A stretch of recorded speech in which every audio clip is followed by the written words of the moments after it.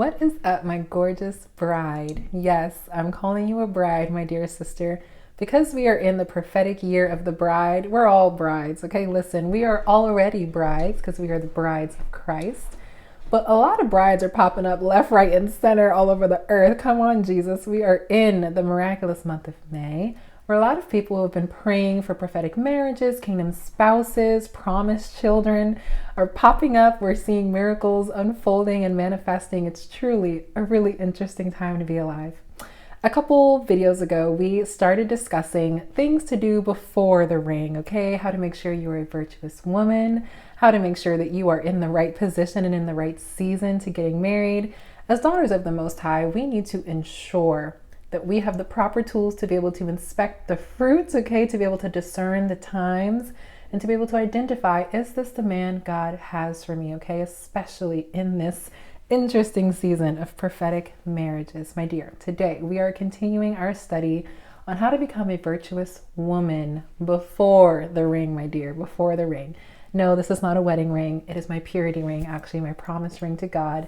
But it, kind of represents, it's warming my ring finger because I am also expecting and praying for a marriage of my own. That's something I desire, and that's a desire the Lord has placed on my heart, which is why this topic is so near and dear to my heart, because so many women desire marriage and have no idea how to prepare themselves for it, okay?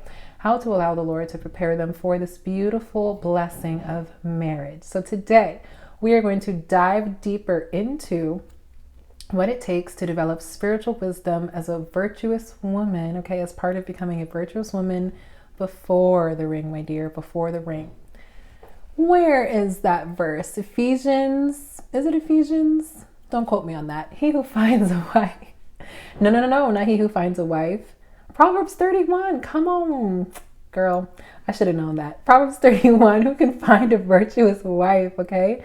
The beginning of the most important part of chapter 31 of Proverbs. Okay. Who can find a virtuous wife? Okay. One of my favorite pastors, he says, you don't become virtuous when you become a wife, okay? You're a virtuous woman and you are found, and then you become a virtuous wife, okay? So my role in this season is to help you prepare to become that virtuous woman who will then become the wife, okay, my dear? So let's jump right into it. A couple videos ago, I know I said I started on a very general, kind of vague video about becoming a woman of virtue. And so I wanted to take a deeper dive into some of those really key areas and really just expand on them a bit to give you more knowledge and insight into developing spiritual wisdom, applying it practically, okay? What are virtues? What are morals? What are standards? What are boundaries? All the things that we talk about here at Healed Woman. Also, if you are new to Healed Woman, welcome to some of the craziness on this channel. My name is Samara. I'm your host here, founder of Healed Women Ministries, and we are a growing, thriving community of women on fire for two things: becoming women of extraordinary faith and overcoming toxic mindsets through Christ-centered recovery. Girl, subscribe right now. Become a part of this growing, thriving ministry, this Queen Collective, and let's jump right in. So before we can begin even talking about the main question for this video, I want us to define spiritual wisdom, okay? Take a deeper dive into what spiritual wisdom really is. It's a little bit more than just saying I'm a Christian, okay? Wisdom, spiritual wisdom is the ability to discern, there's that word again, the ability to discern beyond what is really there, okay? Discernment is the ability to see beyond what is really there, okay, my dear? It is the gift of spiritual insight, okay? It is the gift of gift, or it could be a, developed ability, okay, in spending time with the Lord. In spending time with the Lord, you begin to develop discernment and wisdom in the spiritual realm, where you are able to see a situation unfold before it really unfolds, where you are able to distinguish someone's character based on the way they treat people. A word doesn't even have to leave their mouth, and you can generally get a good picture of who this person is before they even start speaking to you, okay? Based on how they treat people around them, how they treat the waiter, how they treat people at a grocery store, like cashiers, okay? How they treat people on the street. You can learn a lot about a person just by watching them through your spiritual eyes, my dear, okay? So spiritual discernment, spiritual wisdom is a beautiful, I would say, one of the beautiful facets of spending time with God, because you were able to see things the way He sees sees them, okay? Spiritual wisdom can be likened to a woman's intuition, okay? The more you develop, the more you allow your intuition to guide you, not solely make decisions for you, because that's not completely logical or sensible in every situation, okay? There should be some logic or fact accompanied with your intuition. But if your intuition is fine-tuned to the point where you can see something and know that you are not supposed to venture any further, or you can, tell someone's character based on how they treat people, that's a really great indicator that you have a strong spiritual wisdom, deep spiritual wisdom cultivated, okay? Spiritual wisdom will save your life, just like your intuition will save your life, okay, my dear? Being able to discern the times, discern people's characters, okay? Discern opportunities and connections will save you heartache, heartbreak every time, okay? It will keep you on the path the Lord has specifically for you, okay, my dear? So spiritual wisdom is your power as a woman, okay? Just like your intuition is your power. That's why I kind of liken them to each other.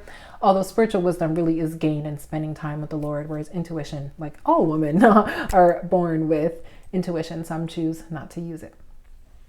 So your spiritual wisdom is your power, especially navigating relationships, which is what we are addressing today. How can spiritual wisdom be developed in your singlehood so that you can have better relationships, okay?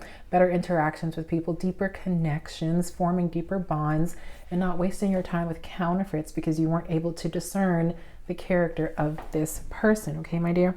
So we did talk about I did briefly mention that spiritual wisdom is only gained through time, devoted time, consistent time, frequent time with the Lord in his presence, on your knees, like falling apart in front of him. Okay, you can absolutely fall apart in front of your king. Pour your heart out to him, get that wisdom and get that understanding he talks about, especially in Proverbs, okay? It's the principal thing to get here on earth.